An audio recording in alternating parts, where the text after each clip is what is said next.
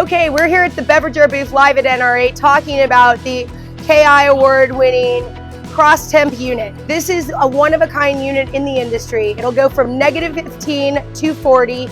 You can adjust it up and down. So this is a great unit, especially right now when supply chain is a mess, and it's a mess in food. So you can use this as a refrigerator or a freezer. It'll go anywhere from 40 to -15. You can see the top is running at 1.5 degrees. So let's say you want to do a tempering cabinet, you want to do something unique, you can move this back and forth. It's also a great item for chains because if you're doing LTOs, you can move frozen products, you can even hold ice cream in here. So it gives you a tremendous amount of versatility.